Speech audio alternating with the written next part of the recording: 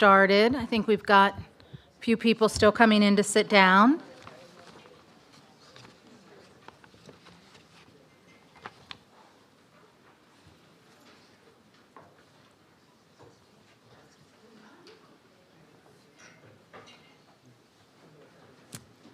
Good evening. I'm Lynette Clementson. I'm director of the Wallace House Center for Journalists here at the university. And on behalf of our co-sponsors for this evening, Open Inquiry, Talking Maize and Blue, and Life-Changing Education, I am pleased to welcome you to today's session, Can We Speak Our Minds, Change Our Minds, and this is the important part, Be Civil? This event is part of our Speak Your Mind, Change Your Mind speaker series. The initiative was designed to challenge our campus community to think deeply about what it means to develop an informed opinion. In a world that often demands that we pick sides and never budge, this series encourages us to do something much more courageous, certainly to stand for our beliefs, but also to remain open to listening to those with other beliefs and even to changing our minds in light of new evidence or different perspectives.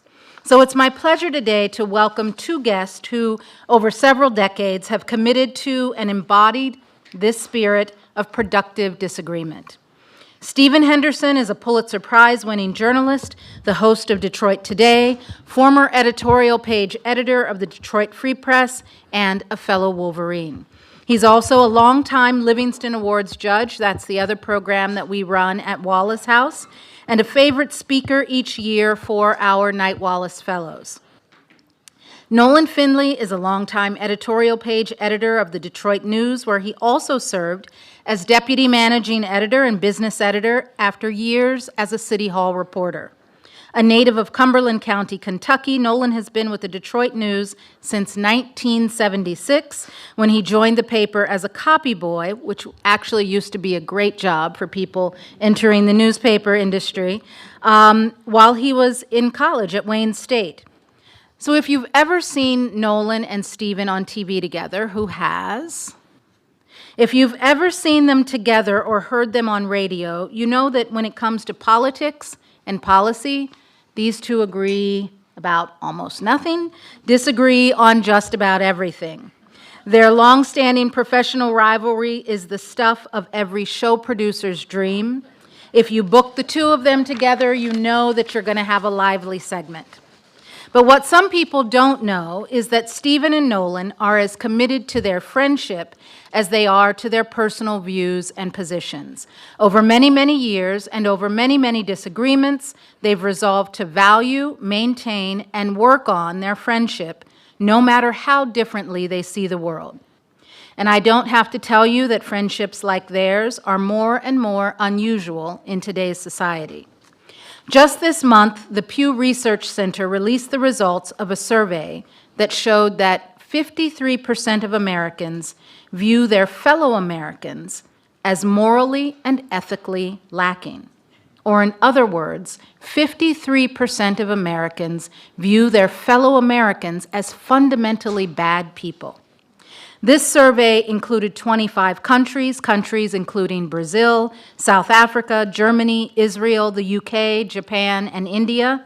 And the US was the only country surveyed in which more adults viewed the morals and ethics of their compatriots as fundamentally bad rather than fundamentally good.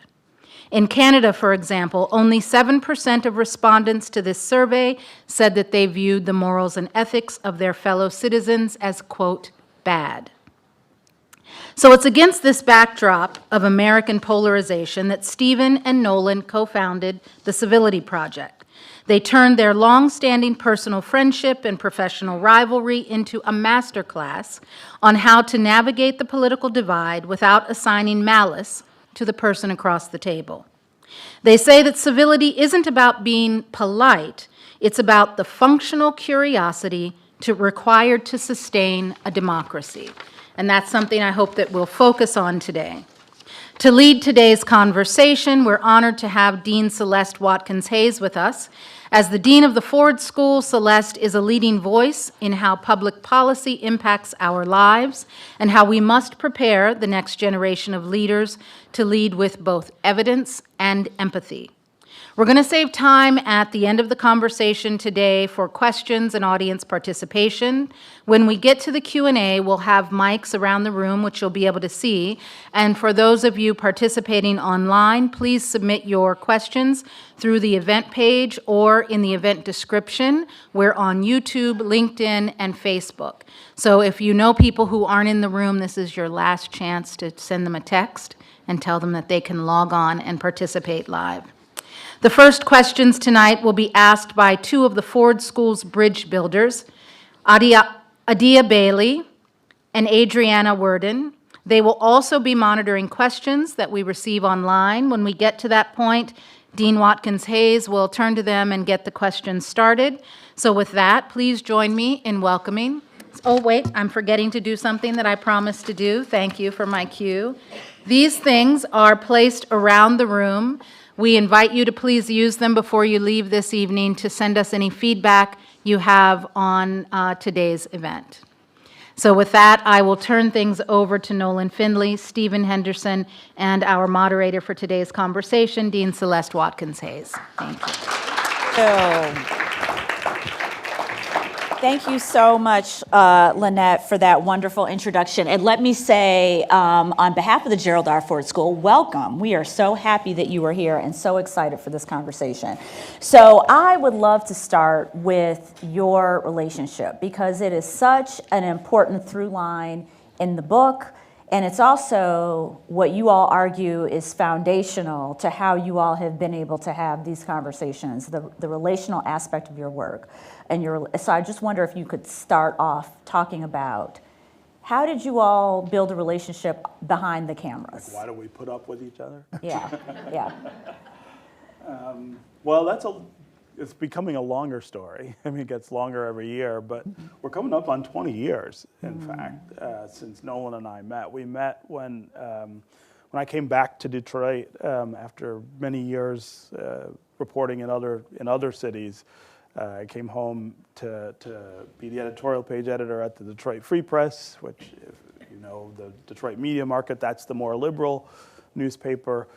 Nolan was already, for 10 years, the editorial page editor at the Detroit News, the conservative paper. And it didn't take people very long to see this black liberal editorial page editor at one paper and a white conservative at another and say, boy, I bet if we put them together, they will fight. And we did. They put us together on TV and on radio and on stage. And no matter what the subject was that people threw out, we'd have an argument about it. And we got very good at that, and we are still very good at that. But the more we did it, the more we had time together that we weren't performing. So we just started kind of talking to each other about who we were and what we liked and what we'd done and where we'd lived, and kind of found that we had more things in common than we suspected. Nolan was born in Kentucky and grew up there. I spent the first 2.5, almost 3 years of my career in Kentucky and developed a real affinity for that region and that state, and of course for bourbon, which comes took a little while to get to the real point. To the real point. There's a real easy connection between us that has to do with bourbon. We can get into that later too if you want. But the more we talked to each other, the more we figured, well, okay, I don't agree with this guy. He's saying these crazy things when we're on stage together, but we actually like each other. And that was a surprise to us. It was also a surprise to people we knew, people around us. A lot of people didn't understand it, or there were people who were mad about it. Why are you hanging out with that guy? He's no good, that kind of thing. But over 20 years, we've continued to work together, but we've also just become better and better friends. I mean, we know each other very well.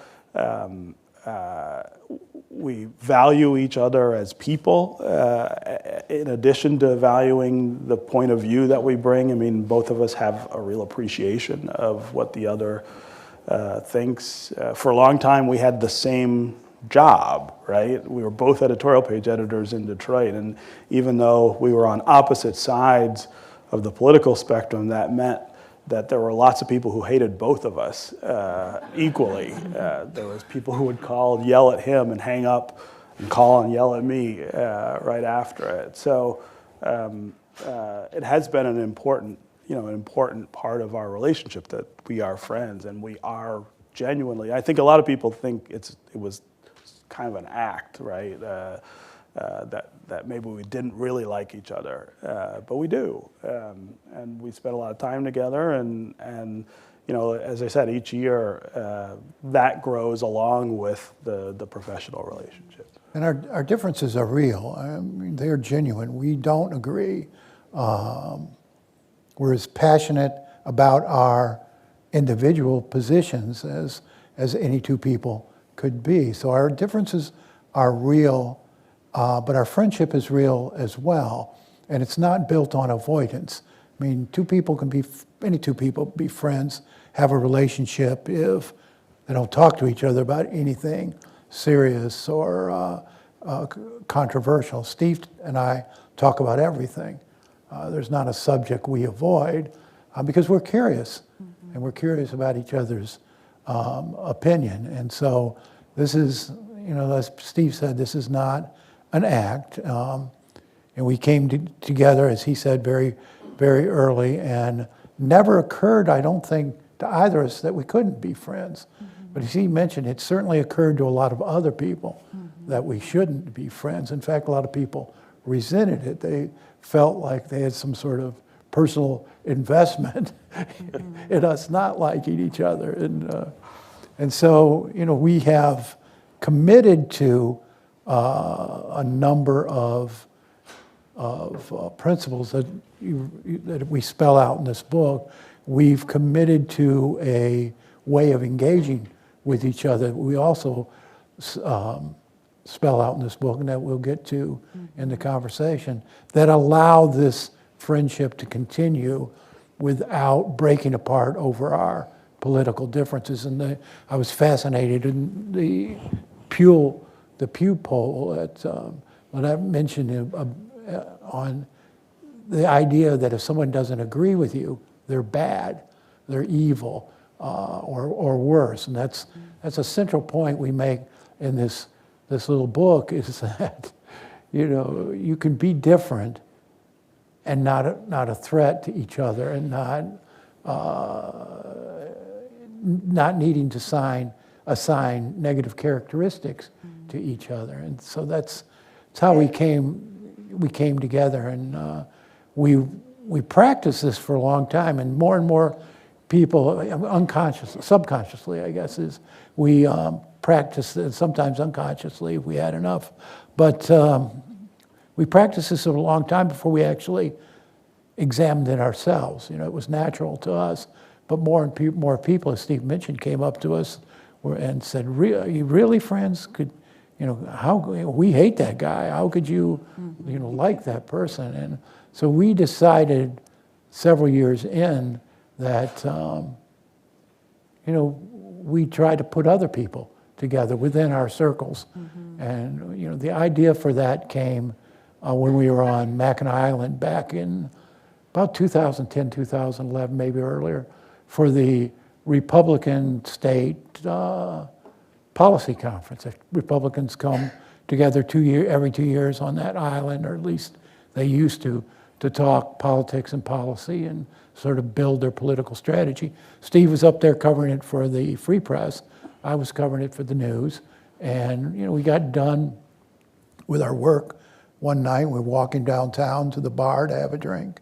And we're sitting there, talking as we always do. And I get up, walk across the floor to use the restroom. And as I'm going across, these two women pounced on me. And that really doesn't happen to me very often in a bar. And they stopped, but I knew them. They were they ran together a conservative website that was 100% dedicated to wearing out Barack Obama. And so they jumped me and they said, "Is that Stephen Henderson you're drinking with?" And I said, "Well, yes." And they says, "Do you like him? Is he your friend?" I said, "Yes." And they said, as convincingly as any people could have said something, they said, "We just hate him. He's so awful." And that took me back, because of the passion with which they said it, the conviction with which they said it. I mean, they were certain they hated him. And I asked them, "Well, do you know him? Have you ever talked to him?" "Oh, no, we'd never talked to him." And I said, "Well, do me a favor. My seat's empty. If you go over there and sit and talk to him a while, I'm sure he would enjoy the chance to meet you." I wasn't sure of this at all, but I thought it'd sort of be fun to watch. And I did watch it for a while. And to their credit and to Steve's, they engaged very civilly. They were asking questions, and it went on, and I'm getting a little nervous because the ice was melting in my drink, and I thought, I guess this went on probably 45 minutes or more. And I finally went over to rescue Steve, and as we're walking out, I asked these two women, I said, "Well, how did it go? What do you think?" They said, "Oh, he's so wonderful. We just love him." And right then, it occurred to us, in just 45 minutes time, they changed from feeling, this was a man they could never have any sort of engagement with, they hated him, to being sort of rather taken with him. And I thought, man, if that could happen here, perhaps, if we started putting people together, that could happen in a lot of other environments. Absolutely. And so we did that. We come back and started something we call Bourbon Nights. And we invited... There's the bourbon word again. And so, we gather some of his friends, some of mine, from our different points of view, in a local establishment with only one rule. One, you kick in for the bourbon, and two, I guess that's two rules. Two, and second, that you talk to somebody you normally wouldn't talk to, and just talk about yourselves, and not, stand there and scream at each other about politics. Tell them who you are and why you feel the things you do. And sort of this Civility Project grew out of that. It kept getting bigger and bigger and bigger. And, they made it a part of the Mackinac Policy Conference for the Detroit Regional Chamber. And, it's grown from there. And we finally decided, before we got too old to remember all this, we'd put in a little book. Yeah. So what's so fascinating is the relational aspect of your dynamic and the way in which you've built an infrastructure around it through the Mackinac Policy Conference and the Bourbon Nights, et cetera.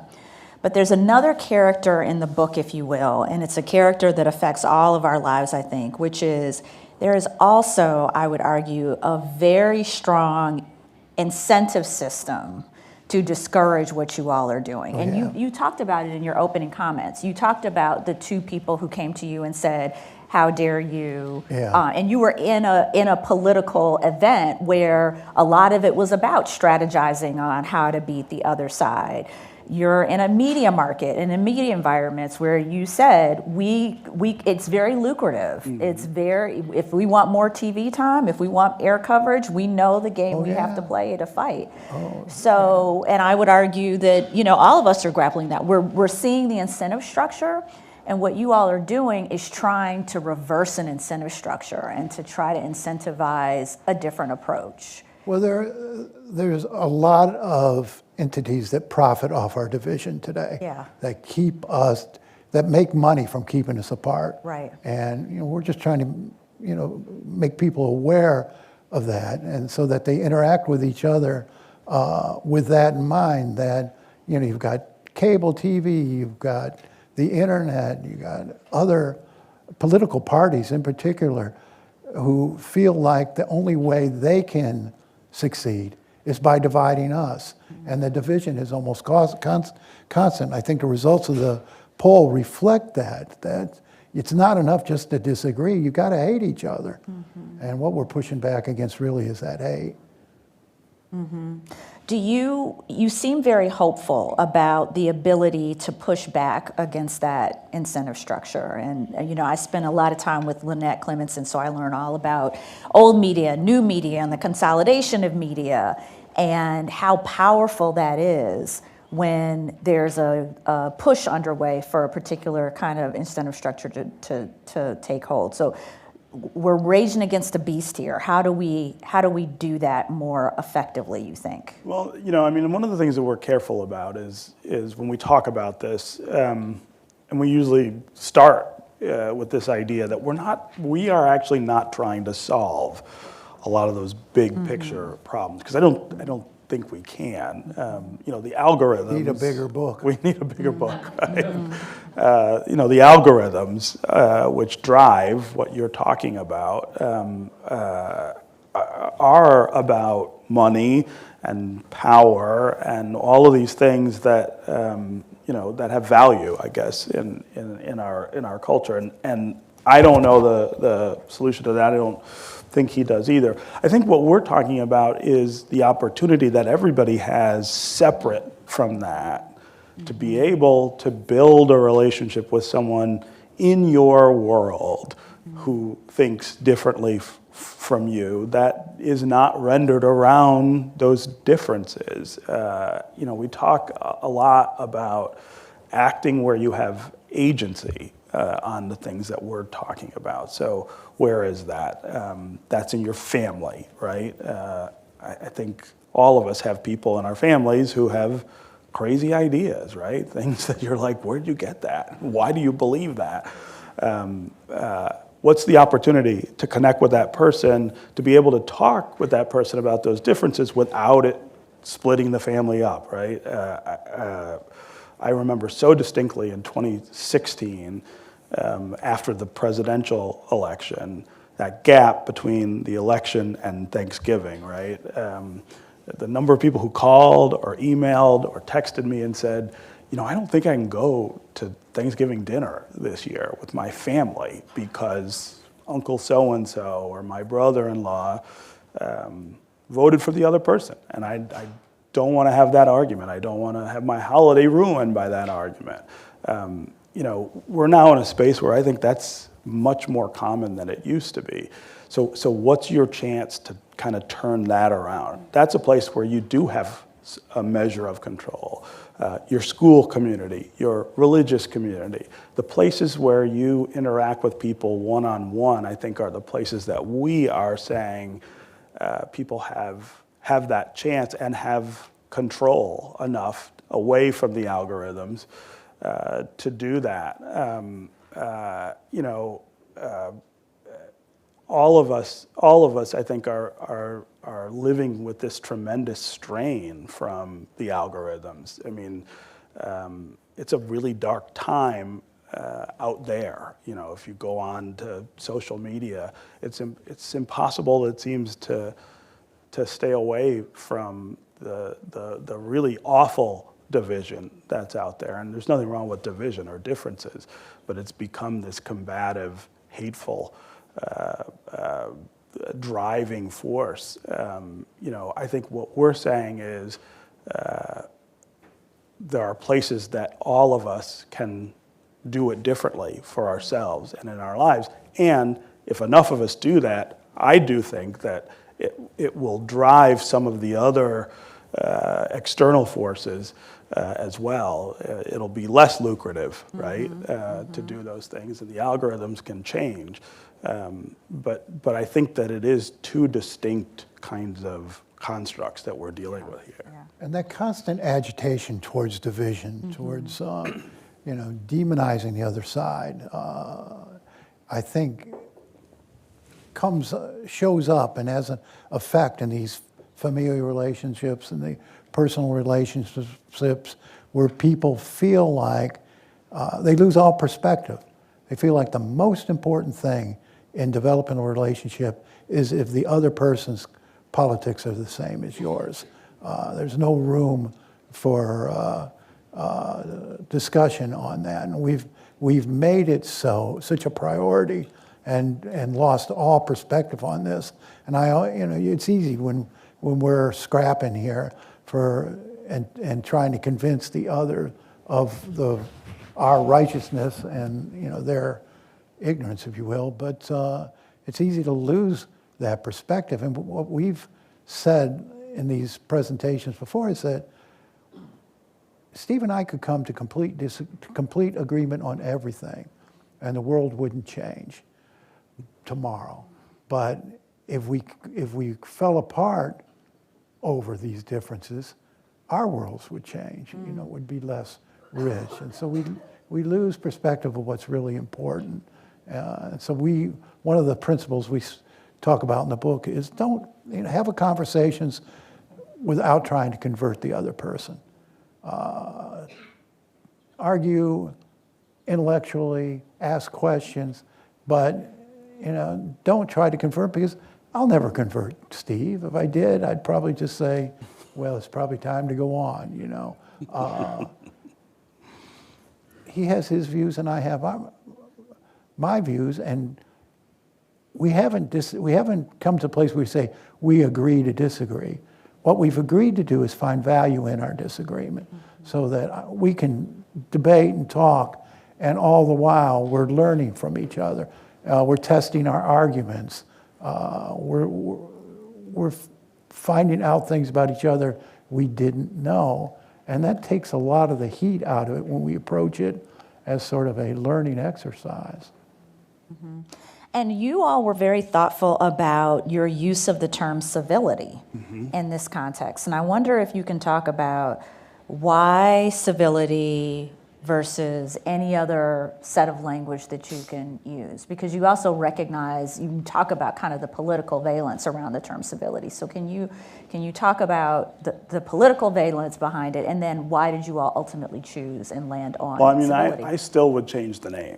I still would call it something else, because I think that term, because of the history in this country with the use of that term, automatically invokes for some people a silencing of dissent, right? That word was used to quiet women when they were pushing for equal rights. It was used to criticize African Americans when we were pushing for change in our society. And so a lot of people, I think, immediately kind of recoil when they hear that word. And people have told me that they feel like that's a gag of sorts that's being placed on them. So I suggested a few years ago, in fact, that we change the name,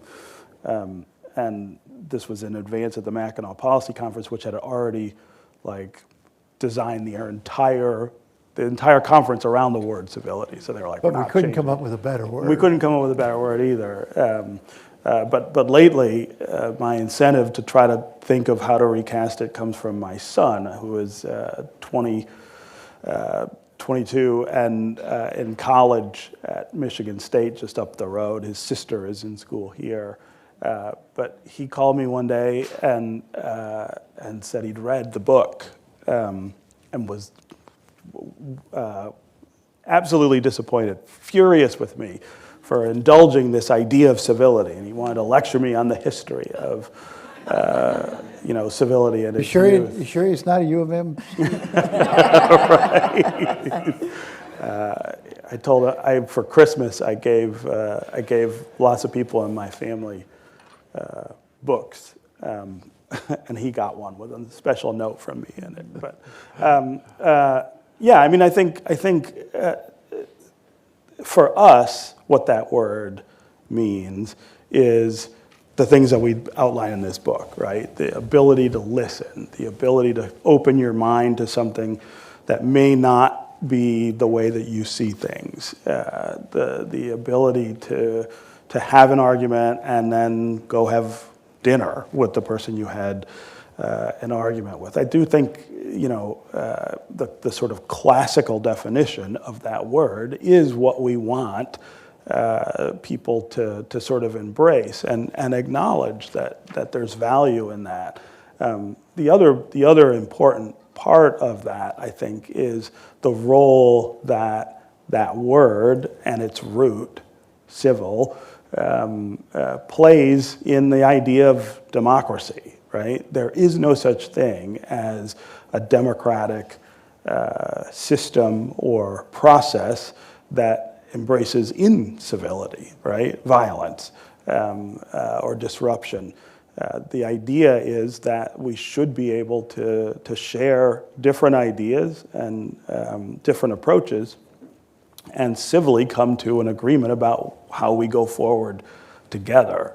I think that's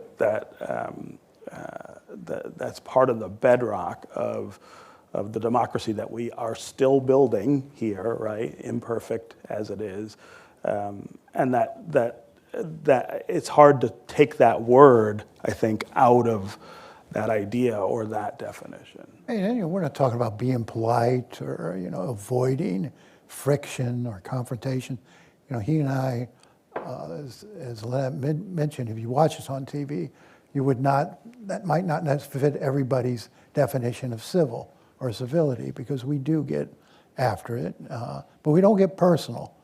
In all these years, we've never said, you're thought bubbles have, but not our words, because we want to keep it on a level where we can keep coming back, and so that we don't do or say anything that would keep us from coming back to the conversation. We don't, that's a very dismissive practice when you start hurling personal insults during a discussion about politics or policy. I mean, it's over then.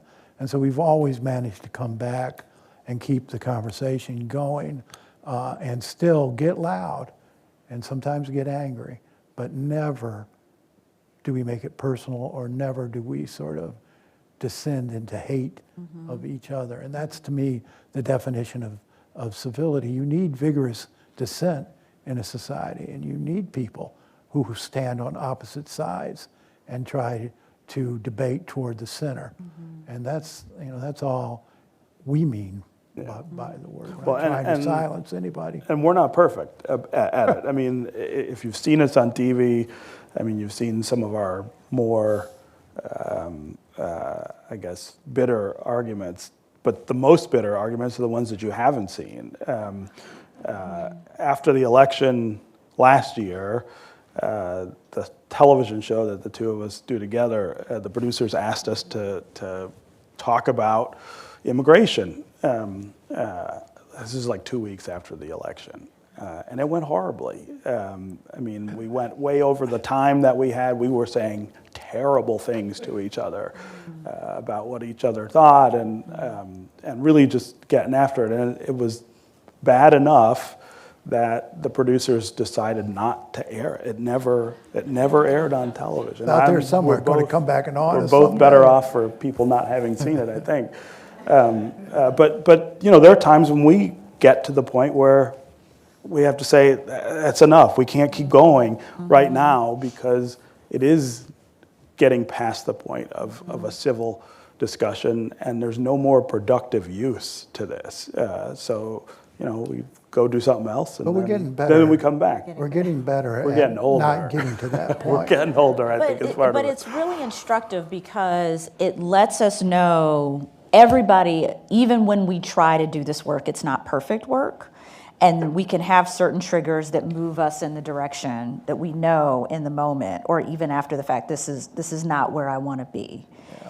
And I wonder if you can talk about that aspect of the work, because for some people, it is that line that gets crossed where they feel like their humanity is being questioned, right?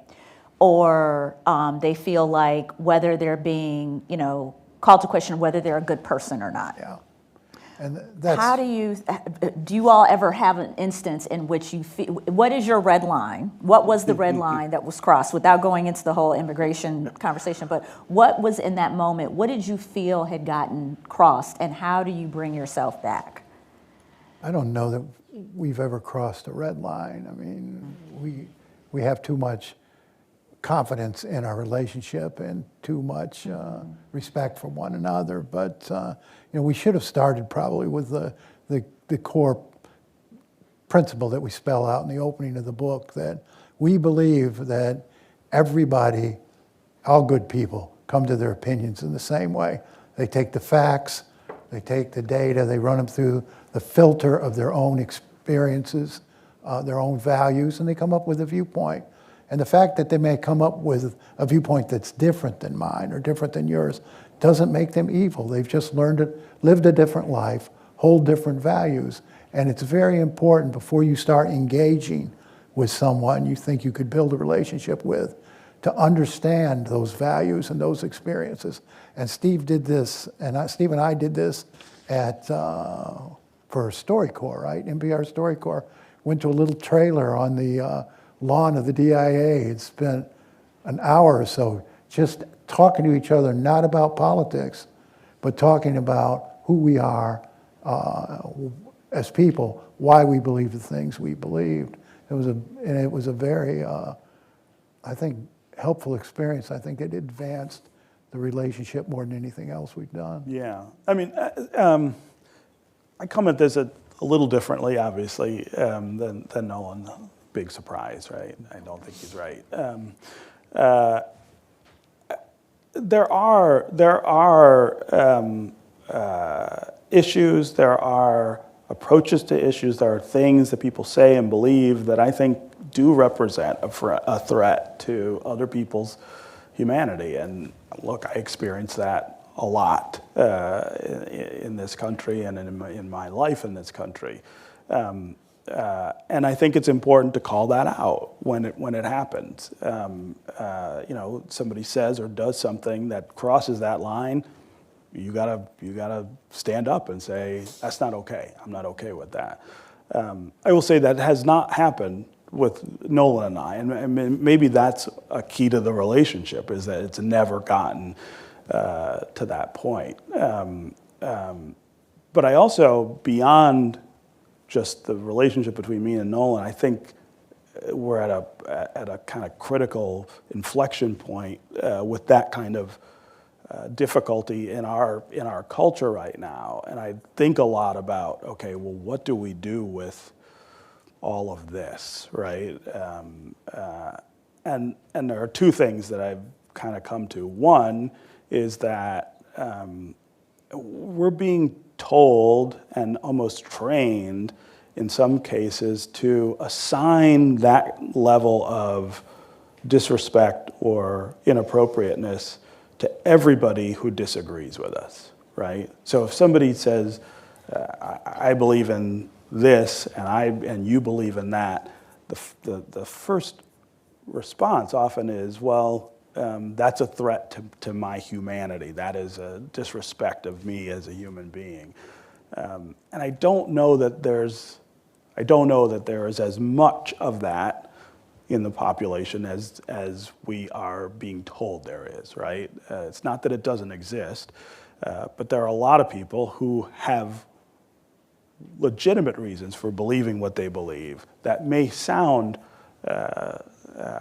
distant or threatening to us, but aren't. And I think we owe it to ourselves and to those folks to give people a little bit of a wide berth, right? To hear people out about why they believe what they believe, where they get it from, before we assign that kind of thing. And then the second thing that I've come to is, I don't know what the alternative to that is. Or I guess I'm uncomfortable with what the alternative to that is. And I think we're seeing some of that alternative now. The rise in political violence in this country, which I think is undeniable at this point, I think comes from that over-assigning of hatred and permanent distance from people with whom we disagree. I don't know that that's a way to solve those problems. In fact, I think it's a way to make them worse. And so it's a more difficult path, I think, and it's a more dangerous path in the sense that you are opening yourself up to people who may not respect you, who may not respect your humanity. But I think that the way through is is probably that direction and not the other. And politics has become so all-consuming. Yeah. It's the most important things about us now are our politics. I mean, we've always had differences. I mean, any two people are going to have differences. But the one difference we don't seem to be able to tolerate now in another person is a political difference. And you know, we went up to Lansing a couple years ago to talk to a nonprofit group, and there's a young lady sitting there listening, taking notes, and she came up to us afterwards and said, I'd love to talk to you. And she was getting a little weepy, and we said, what's wrong? And she said, well, you know, my husband and I want to start a family, but he and his father disagree on politics to the point where they can't be in the same room. They hate each other. They think they hate each other. They used to be close, and now, you know, and now they're anything but. And she said, I'm not really comfortable bringing a child into this environment because it's so hateful and so toxic. And it was just so sad to hear her talk about this, that these two men, father and son, you know, who should love each other, can't maintain a healthy relationship because their politics are different. And it makes absolutely no sense to me that we can't tolerate another person thinking differently than we think. And you know, you extrapolate that across the country and all the relationships, and if that's going to become the make or break element of a relationship, political agreement, you know, we are in trouble. So let me ask about policymakers. And there's some who would argue, well, our political leaders set a tone that permeates through the rest of society. And unless we change our political leadership and their tone, and this could be in city, this could be state, this could be federal, et cetera, things are not going to change. And then there's another school of thought that basically reminds us that we elected folks, and we made these choices through all of the kind of relational conversations that you're having, added up to a particular set of political choices that we made as a society. So what role do you think political leaders play are they tone setters, or are they reacting to our tone? Listen to the language of our politics. Yeah. And, sit any person running for office down in front of a group of people. What's the first thing they'll say? I'm going to fight for you. I'm going to go to Washington or Lansing, and I'm going to fight. And you know, I wrote a piece not long ago. I really don't want you to go down to either one of those places and fight for me, because nothing good's going to come of that. We do too much fighting. I want you to go down there and collaborate on my behalf, work together on my behalf. And that's sort of the message we need to start responding to, rather than, oh gosh, I'm going to vote for this candidate because she's a fighter or he's a fighter. I always want to ask, well, who are you fighting? You know, who is this enemy that you're so determined to beat? And so we have to start making better choices. We have to stop responding to negative messages. So we tried to get the leadership in Lansing to sit down with us and go through our exercise about how to kind of work together and exist in build a civil environment. Yeah. And we had a couple of them who said they would do it. We were talking with the leadership. But there was one who, in the end, said, Yeah. well, you tell the story. Yeah, He said it to you. So. We wanted the newcomers coming to Lansing from both parties to sit down and do this exercise. We put audiences through, and we had a sponsor, we had a place, and we come down to one leader who said, and I so admire his honesty, because it's so rare. He says, I don't want my people talking to them. I won't be able to tell them what to do. You know, he was worried about losing control if people actually started collaborating. And that's sort of really telling about how dysfunctional our politics are today. And you write about it in the book. speaking about the incentives, the disincentives that exist for political leaders is not just potential loss of election, but they're even experiential things like where your office is and what kind of assignments you get and, you know, what conversations you get to be a part of based on how you're perceived within your party and whether you have a certain level of loyalty. So you all do a really great job in the book kind of dissecting what gets in the way of this relational aspect in the halls of power. Yeah. I mean, there's nothing wrong with political parties, right? I mean, there've been political parties almost since the beginning in this country, and you know, they are a mechanism for voice and standing and progress. But I think we've reached a point where each party's goal really is just to thwart the other. You know, it really is to make sure that the other side doesn't get a win. And so our politics just go back and forth, right?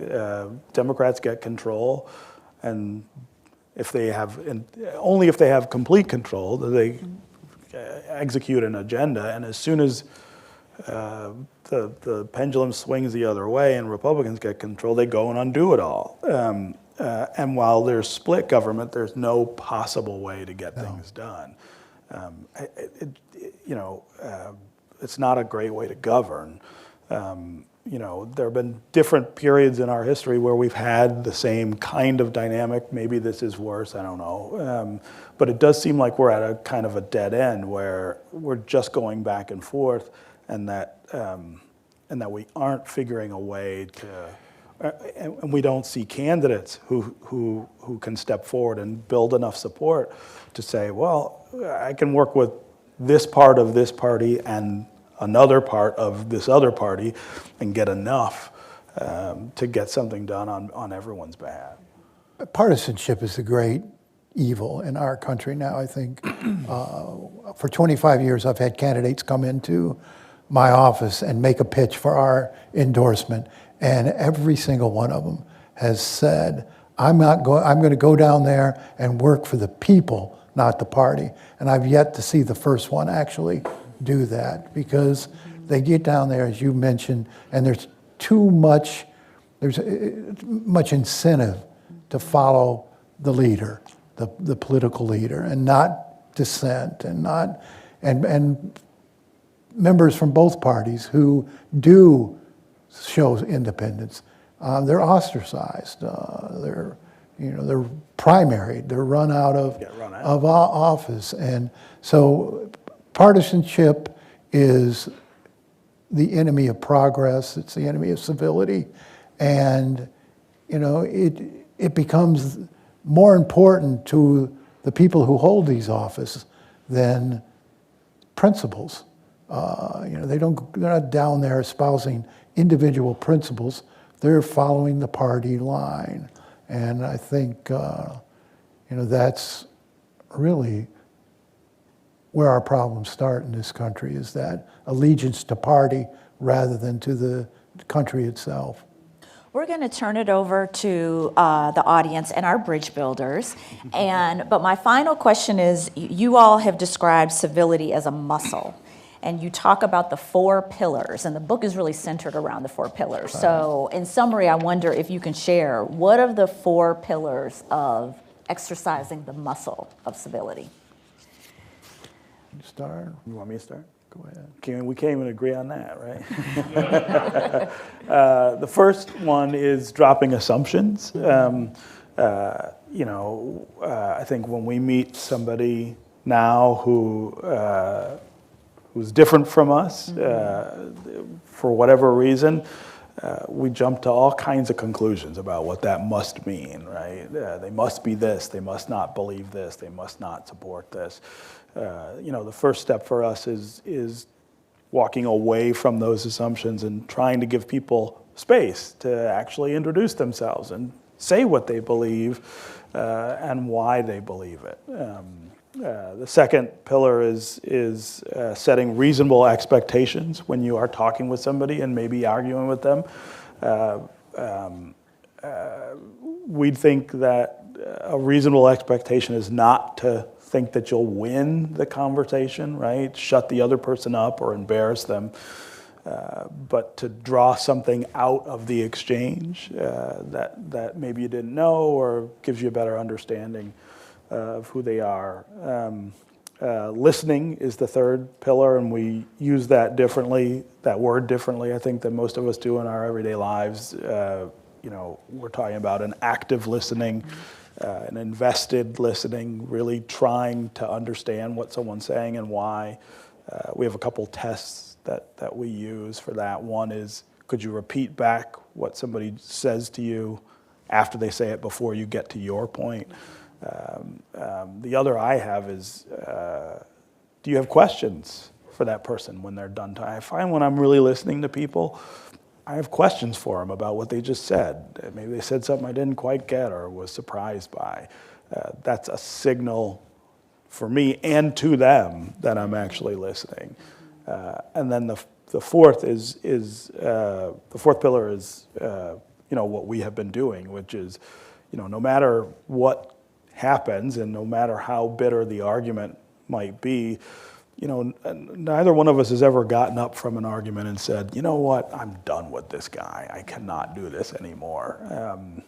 We always come back. And I think we always know we're going to come back. And that, I think, first of all, it builds a space where we can say all kinds of things to each other that we might not say to other people for fear that they might walk away. But it also builds on the relationship. It builds the relationship around that idea that it is more important than any difference that we might have or express. Yeah. So we're going to turn to questions, but I want to actually introduce the community to you. So what you have in the audience is, first of all, we have a number of people who come to campus events and especially come for school events and Wallace House events. So it's great to see so many members of the community.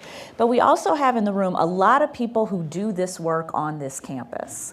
So you're going to hear from two students, the bridge builders, Adriana and Adia, and we've got folks who represent our Talking Maize in Blue. I saw Paul Resnick, I saw Angela Dillard, the work happening in Wallace House. So there's all these pockets on campus of people who are trying to put the principles into practice. So while your relationship is such a model, we are also pulling the idea of when you start with the relationship, you can build to an institutional level setting of a tone. That's right. And that can be very, very impactful. And you all are doing it through your bourbon nights and Mackinac Policy Conference and your book. But, it comes back to the relational actually can build something from the ground up. And we're doing that here at the university. So you're going to hear from some people who are active in that work. And then you're going to hear from some folks in the audience who are interested in how we do this work in our own lives. So our bridge builders.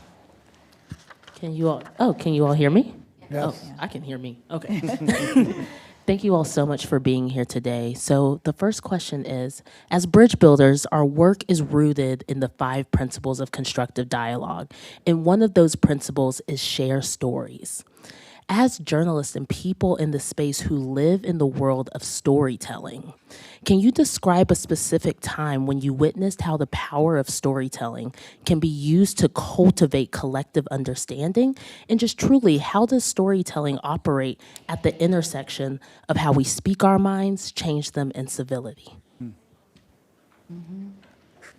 Well, I think for us, that happened at a specific moment. And Nolan alluded to it earlier, but we had been working together and friends for a decade, and so knew each other pretty well. And then NPR's program StoryCorps decided they were coming to Detroit. And I remember I was in the car when I heard the announcement on the public radio station. And I thought to myself, usually people for StoryCorps will take a relative or a spouse or somebody close to them and talk about their relationship, how it started, why it's important, that kind of thing. The first thing that came to my mind was, I'm taking Nolan with me down to StoryCorps. And then in the car, when we were going, I said, okay, we're not going to go in there and do what we normally would do, which is go in there and have an argument about something. We're going to go in there and tell each other our stories. I said, we've been doing this for 10 years, and I don't think we actually know a lot about where all this comes from. Like, what makes you a conservative? Why are you wrong about so many things? And where do you get it? And then I'll tell you the same thing. And so we went down and sat in this little Winnebago across from each other with a microphone between us and told each other our stories, like literally told our stories, just from when we were children and how we decided to be journalists and the things that we wanted out of our careers and our lives and the things we wanted for our families, and why we've arrived at these ideas that we have that are so different from each other. And I tell that story all the time to tell about the things that happened afterwards, like the things that changed, I thought, because of that. One was that, we heard each other, we heard a lot of ourselves in each other's stories, things that we would never have guessed that we might have shared,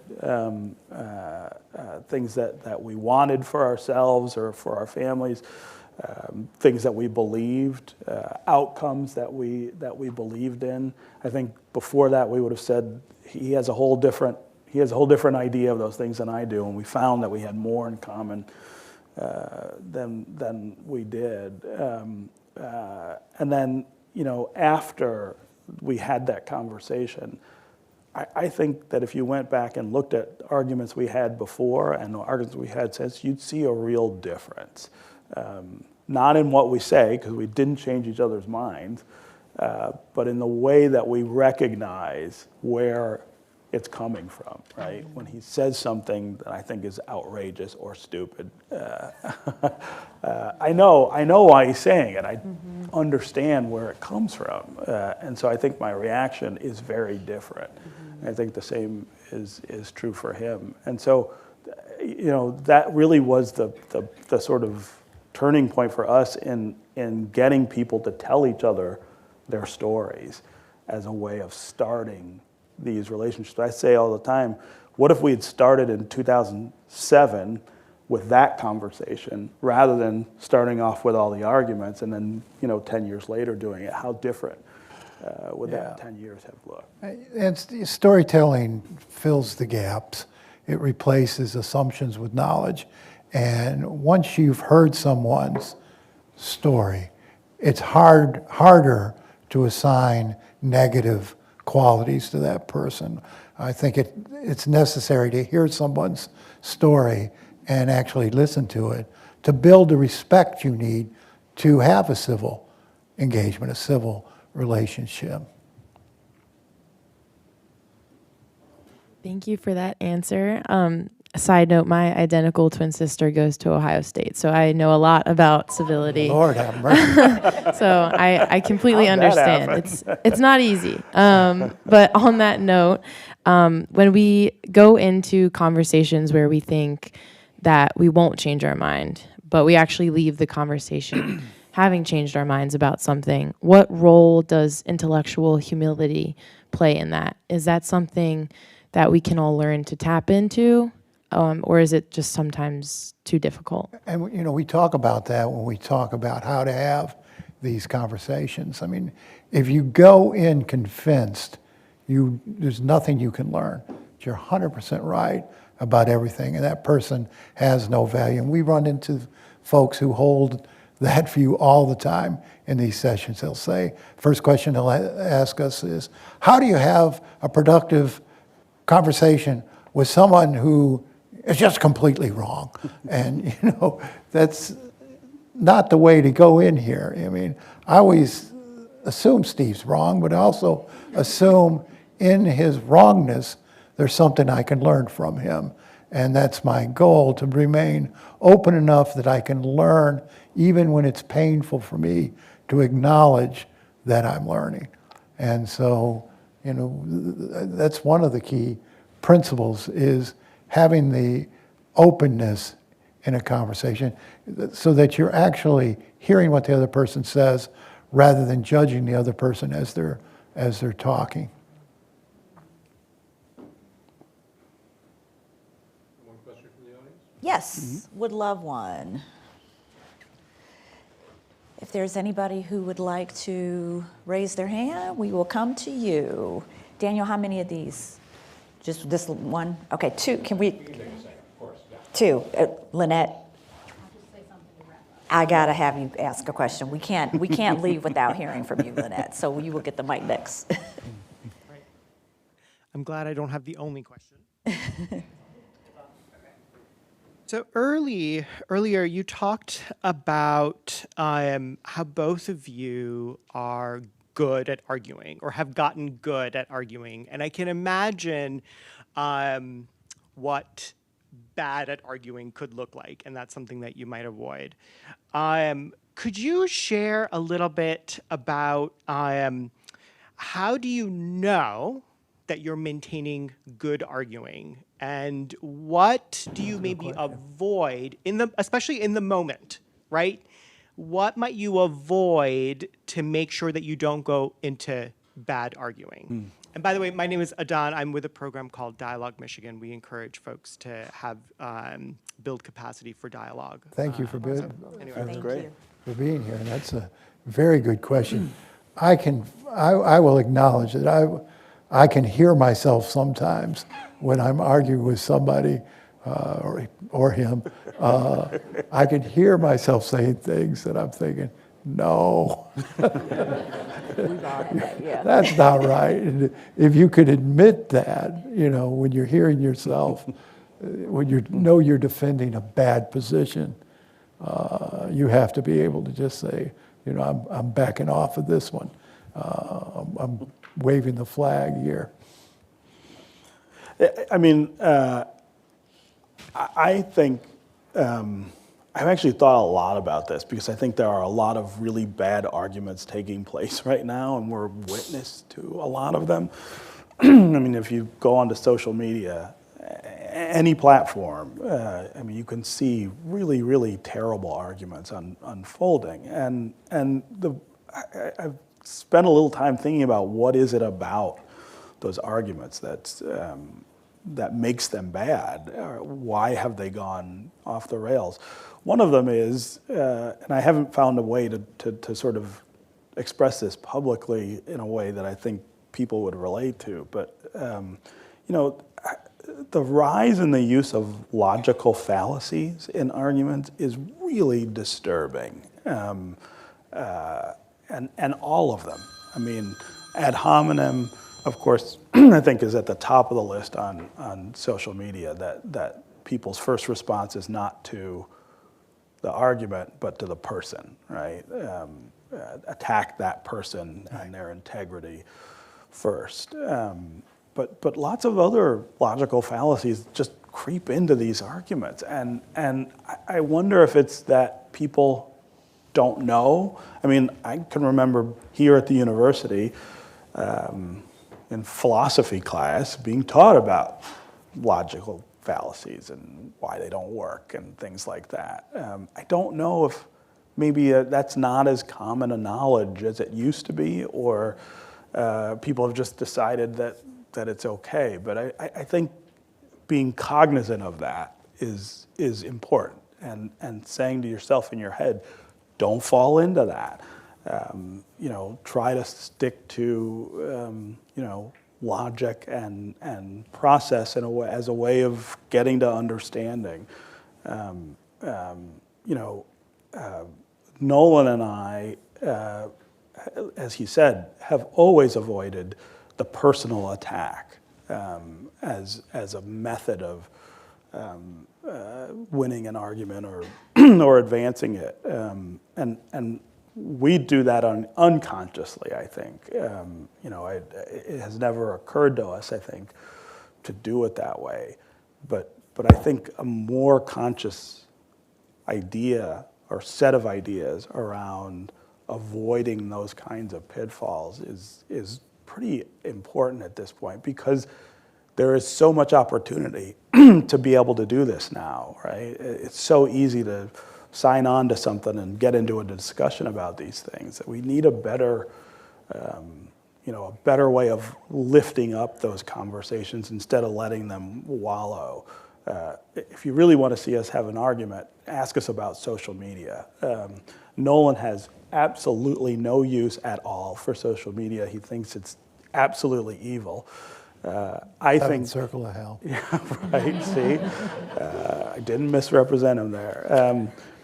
I think it's it's in its infancy and is behaving poorly, and we're behaving poorly with it. But that it will grow into something that really contributes to communication and understanding over time. But in order to do that, I think we have to have a more conscious conversation about what it is and how we use it, and do that publicly and collectively. And I don't think we are. And one place that could be leading that conversation that is not is Congress, right? Congress has all kinds of ability to regulate social media in different ways, and again, to elevate the conversation about it. And I get so frustrated when I see, Mark Zuckerberg or anybody testifying in front of Congress, the inane questions that they're asking, and then the absolute absence of follow-up when they're gone, to say, okay, well, let's have a bigger conversation about what this is and what it could be. Those things did happen with radio, right? Radio had a terrible, terrible infancy, full of misinformation. So did television. The telegraph, of course, was before both of those. They all grow into constructive communication platforms. Social media, I think, will get there, but we do have to have this kind of better discussion about it and elevation of it. It was a little more difficult for us because our franchise in the beginning was about disagreeing. People brought us on to fight.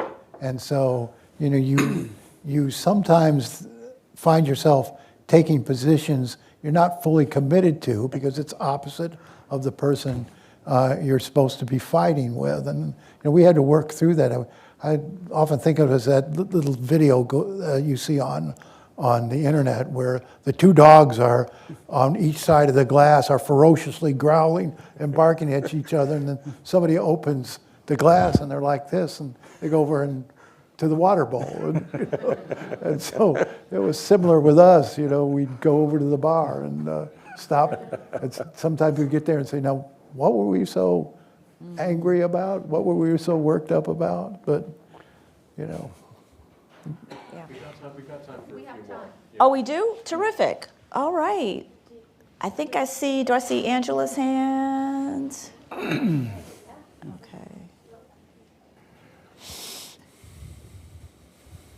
So thank you so much for this conversation. I wonder if I can circle back kind of to, so Stephen, you were saying that, the one of the places that could be behaving a lot better is Congress, right? I mean, at this point, there's just no governing going on anymore, right? I mean, there are no bills that are really being debated. There's no deliberation. There's just mudslinging and, a kind of authoritarian approach to politics, right? I mean, a lot of the democratic culture, a lot of our institutions are literally crumbling right before our eyes, right? I mean, gains are being rolled back.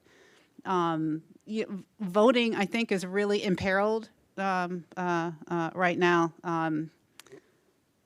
The media is problematic. Social media is a problem.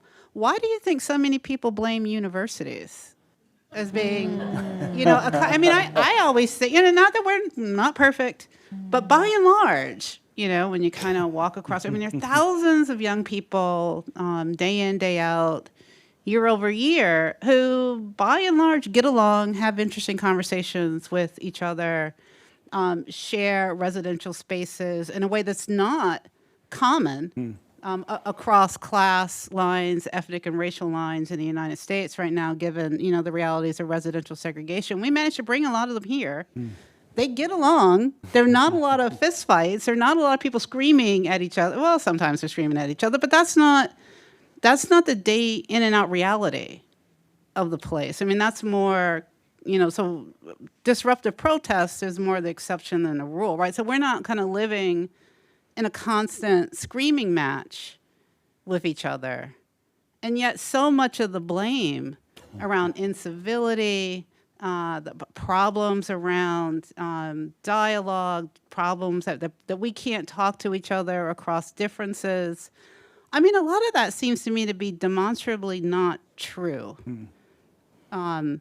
Which is not to say that we don't bear some responsibility for some, naughty behavior here and there. But I'm just really curious about whether or not, so you all, come in and out of academic institutions, but, you don't kind of live inside of them day in, day out. And so I just wonder, when you kind of look from the outside in, and then against the backdrop, of a political culture that's kind of a cesspool, whether or not you have any thoughts about kind of what we're witnessing right now. And we're hard pressed to improve ourselves and our culture in light of some of these criticisms. Yeah. But there seems to me to just be something kind of odd on its face.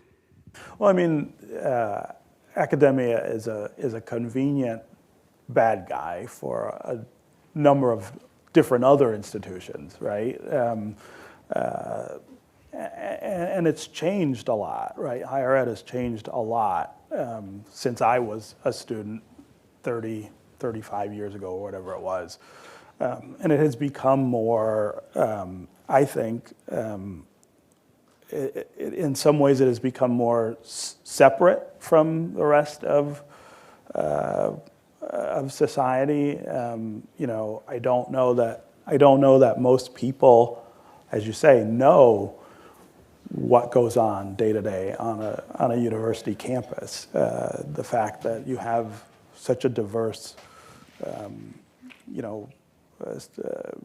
population on college campuses. People don't necessarily think of the diversity that you have here as the diversity that they would want or respect or expect. I think I actually think universities do a bad job of promoting what they're doing, right? Talking about the different groups who are here tonight. I haven't heard a lot about this work being done on campus. The one thing that I have heard about is this sort of campus-wide effort to talk about debate and dialogue. I didn't know there were like student groups that were doing it, or groups of faculty who are involved. And maybe that's because I'm not paying attention, but I think it may also be that that's not out there. That is not the story that we're hearing about higher ed. What we are hearing, of course, is a political message about universities and how detached, quote unquote, they are, or how left they are, or how tolerant they are of intolerance, which is kind of a weird. It's a weird narrative right now. I think telling that story better is one thing. I also have been after the university here a bit about, I'll be careful not to get myself in trouble. I do think that the university has lost a lot of inquiry space, is what I would call it. That was mandatory when I was a student. The example I always start with, and this is what gets me in trouble, is the business school, Ross, right? When I was a student here, you didn't, I had friends who went to business school, but they didn't start until they were juniors. Freshman and sophomore year, we were all in LS&A, and there were things that we all had to do together, academically and socially, before you went off and specialized in whatever it was you were doing. And Ross is only one example, right? There are other schools that do that. But now, students come into those places, and they're there for 4 years, and those places are more separate on campus than they used to be. I mean, it's just 100%. And in many ways, that's a good thing, because they're better funded than they were when I was here. They're doing things that they weren't doing. But they are separating in a way that, that I think harms some of that inquiry. And it also, I think, harms the message that the university itself is able to project out into the rest of the world about the kind of inquiry that's going on. A few years ago, I suggested to a former university president who asked about what I thought about the strife that was going on campus. I said, I think there should be a first-year seminar that everybody has to take. Everybody on campus has to take it. And in that seminar, the question should be, what are we doing here? Why are we here? What is this exercise, this 4, 5, or 6 year exercise really about? What is it that higher ed is supposed to do for us? And what are we supposed to do for each other in that exercise? I think that would restore some of that inquiry that I'm talking about, and I think make it easier to project that stuff out in a different way. And that president said, "Oh, thanks for the suggestion." It was fine. There were a lot of things going on, but I think that idea, higher ed can occupy a different place in the narrative, I think, by doing some of those things and leaning more into those things. Not that people are not here inquiring. I don't mean to say that. I know all of you are. But the collective and community inquiry is the thing I think is missing a little bit. I don't know. Mm-hmm. So, it is, you can hear me? Yeah. So I have a suggestion. I loved Adia's question and comment about the power of storytelling, and loved your answers about StoryCorps and the gap that you two were able to bridge with one another 10 years in by doing the StoryCorps exercise. Wallace House in 2023, we celebrated our 50th anniversary, and as part of our anniversary, we created a kind of StoryCorps van.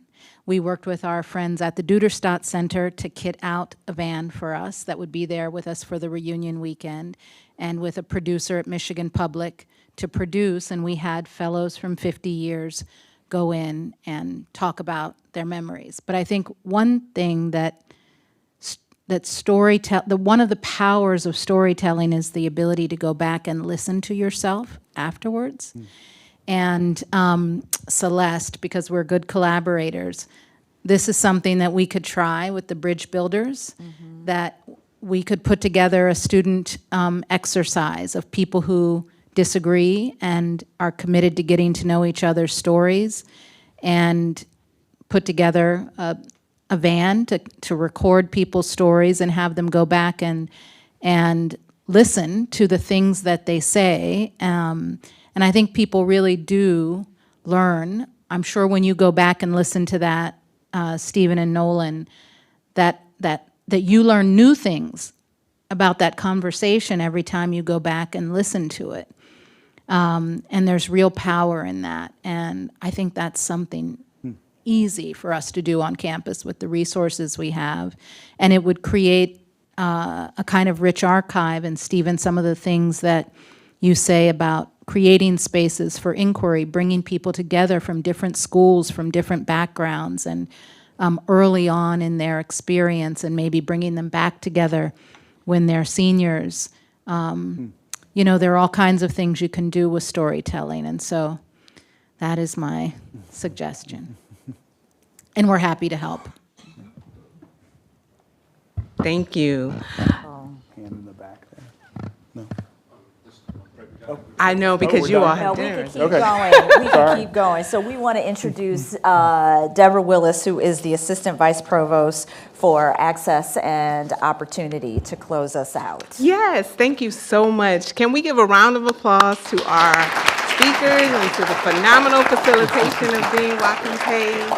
So much richness in this conversation. And though we love to go on, we want you to get out in the lobby and meet some of the units and the student organizations that Celeste mentioned, Dean Watkins Hayes, that we really want you to know who these people are that are creating structured spaces in our community for us to engage in deep and intentional conversation and taking the initiative to bridge across political divides and all divides. These groups are the heartbeat of our campus of the future, and we're so happy and appreciative of all of your work. So we invite you to go out in the lobby and join us for our poster session and reception, where you can meet some of our campus partners and look at their posters. And each of the posters has an Ask Us section. And so we invite you to encourage you to use those prompts to start those conversations. And you might find some good things in store if you did that. And they all have QR codes. They're beautifully done. So we would love for you to go out and do that. I'd also like to, before we head out, take a minute to really thank our partners for co-sponsoring this event. So Lynette at Wallace House and Dean Watkins Hayes here at the Ford School and Life Changing Education. Dimitri, you want to raise your hand? And I love what you shared at the end. Like, we are going to continue this work and think about ways to do it. One of the things that you said, Stephen, you don't know about what we're doing. So we want to figure out a way to build that story and create a different narrative. Because here at Michigan, these things are important to us.